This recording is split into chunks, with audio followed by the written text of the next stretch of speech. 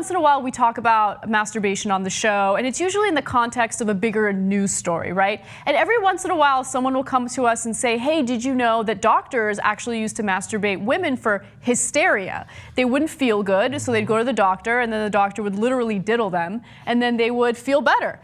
But that was the reason why vibrators came about. So many women were getting treated for hysteria that doctors became tired of manually stimulating them in that way. So they had to come up with certain gadgets to help them out. Now, just a really quick rumor. There is no real evidence indicating that this is true, but I still find it really fascinating. There is some indication that Cleopatra used angry bees in a hollow gourd as the first vibrator. I don't know where that rumor comes from, but it's fun, and I like it. Yeah, like a gourd, like a gourd. What else? They're like melons or whatever. Yeah. Right? So they're kind of big, like a huge penis shape, right? And then she would put bees in it, and then put it against her Yahoo, and then that was. And then it would work as a vibrator. I don't know how accurate that is, but what I do know is that vibrators have been around since like the late 1700s. Okay, and so. The very first vibrator was powered by steam, which is fascinating. Here's the information. The prevailing method of powering machines in the late 19th century was by using steam. An American doctor named George Taylor used it to make the first steam-powered vibrator in 1869. So before that, I guess I said late 1700s, but before that there were other gadgets, but they weren't really considered vibrators. It wasn't until steam-powered vibrators came about that the doctors started utilizing them and helping women with their so-called hysteria. And by the way, the reason why they called it hysteria is because back in the day, they thought that women were not sexual in any way, shape, or form. They thought that women didn't become horny. So of course, there was all this pent-up sexual frustration among women, and they were frustrated, and they didn't know why they were feeling this way. And they'd go to doctors, and doctors like, this is non-sexual. We're just going to diddle you, and you're going to feel better. Yes. It's amazing. Yes, it's amazing. That was a real thing. Yeah. Isn't that crazy that you'd go? I mean, I'm sure, boy, the medical school enrollment must have went way up for guys back then. With women coming there, hey, could you help me get off? Yes, come on in, I'll help you. It's crazy. And yes, they called it hysteria. Where the term hysterical comes from, right? Which is kind of, if you think about it, it's a little bit sexist, right? And doctors gave the hand jobs. The first ones were first vibrators hand cranked. Which I like that term. There we go. That's what I was referring to. So in the late 1700s, that's when they had the hand cranked, you know, like vibrators.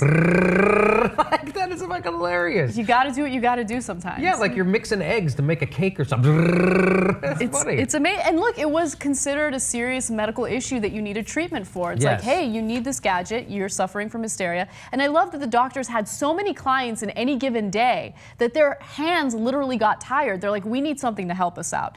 Now, Dr. Joseph Granville patented the first electromechanical vibrator in 1880, which again is so fascinating to me because 1880, you don't think of people buying vibrators at that time. Or or even having electricity. I didn't know that. 1880? So we got electricity. All right, let's do something that gets us off. We got to invent something quick, right? It's the first thing they go to. We got electricity. Can we get something that helps us beat off? Do you have anything for that? It's 1880. We still don't have the car. We just invented the wheel last week. Can we get something to help us beat off?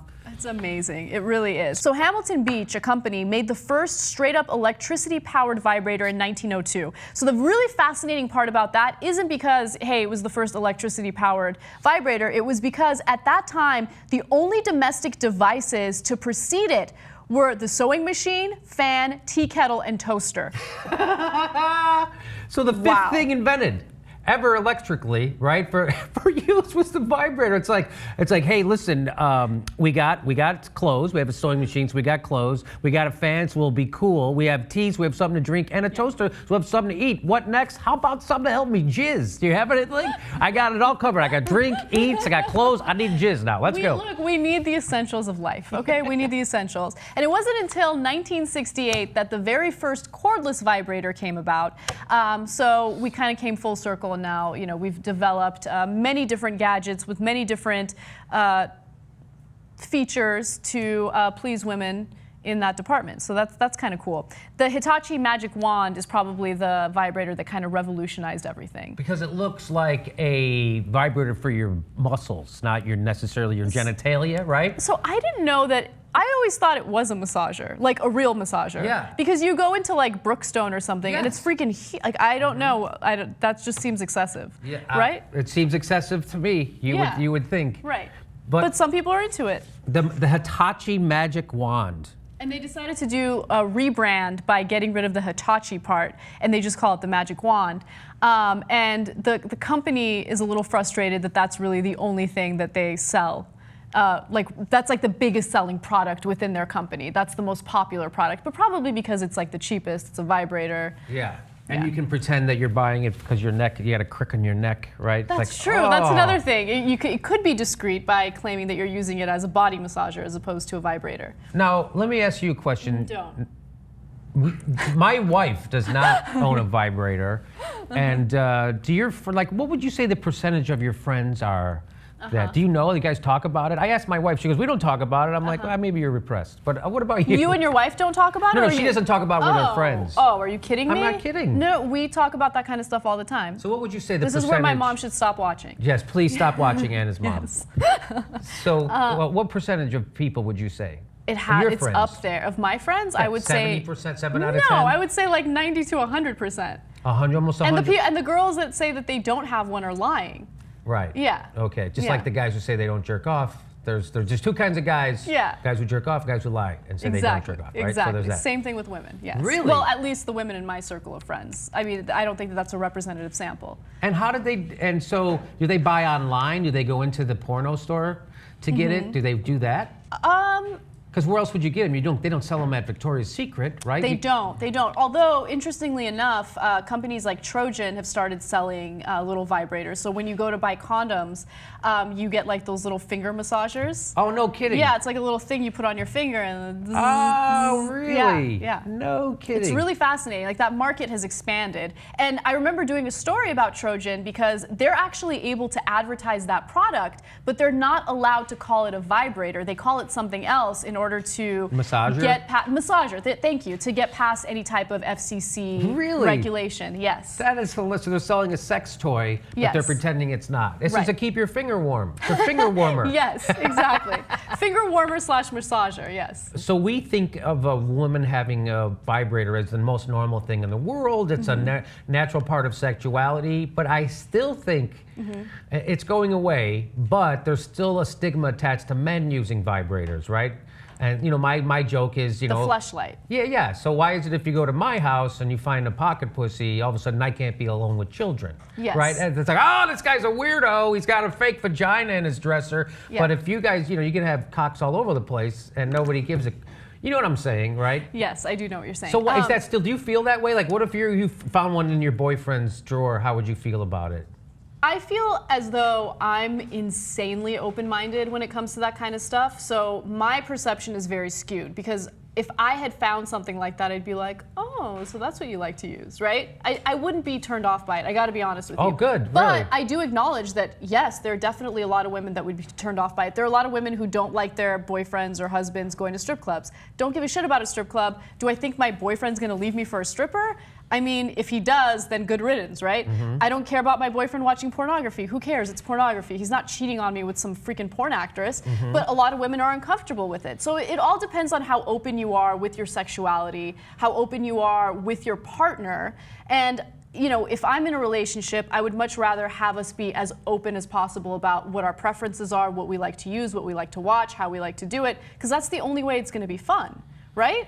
I like to not to talk about it and make it dirty, and so, we're not really sure what we're doing. Do you like it? I don't want to ask.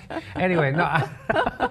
Yeah, sex is a crazy thing. It actually is. Like, there has to be mystery. Yes. If you're too open, it kind of takes some of the fun out of it. The fact that I grew up Catholic, so it made it better because it was dirty, and the girls were even more fun because they were dirtier. In a sense. I just read a thing online today about a woman who was a virgin until she was married, and it was a big deal because she was Christian and all that. And she talked about it was the worst thing that ever happened to her, right? Worst thing ever. It ruined her sex life and her marriage. It was her after she got married and had sex, it ruined her identity. identity, because her identity was that she was a virgin. That she was pure. Pure, and now that. she's tarnished and all that stuff. So I don't know how we got off on that, but I love vibrators. You do love vibrators, so you are open to it. Oh yeah, no doubt. Not Yeah. for me, but for like my wife. Like I never, like I would telling you off air. Like I'm thinking about, oh, my wife doesn't have a vibrator. She never used one. Maybe I should surprise her. Well, how would you feel if she did have a vibrator or a series of vibrators, but she never told you about it? I would feel, I don't know. I guess let's imagine. Wow, why didn't you fucking tell me? Who cares? Yeah. That you could have brought it. It was fun. What do you think? I'm going to shame you for liking sex? Right. I get off. I mean, men get off. Anything women do sex, I like. You want to touch yourself? That's great. You want to rub yourself against a broom? Can I watch? Whatever you do, I'm there for it. Guys are all in. I love it. Right. I So love yeah, it. that's what I would say to her. Like, why are you ashamed of? You don't have to be ashamed of your sexuality in front of me. I think that there are definitely people, though, men specifically, that don't like the idea of their significant other masturbating or using toys. So, but look, we're in a liberal bubble where we're okay with it. Again, the talking, being honest and open to a point. I don't need to know if you have a hemorrhoid. I don't want to know that, right? That happened once. Don't need to know. You can keep that stuff in, right? I won't go anal. Just say I don't want to do anal. You don't have to tell me I have a fucking hemorrhoid. I don't need that. I'm going to be extra hard keeping it up tonight. Thank you very much. Thinking about your fucking blood-pussing hemorrhoid. Okay. Oh my God. All right, well, I hope you guys enjoyed this very substantive discussion about vibrators and the history of vibrators. How do you feel about vibrators? Let us know right down below. If you know what I'm saying. Oh my God. Shit writes itself.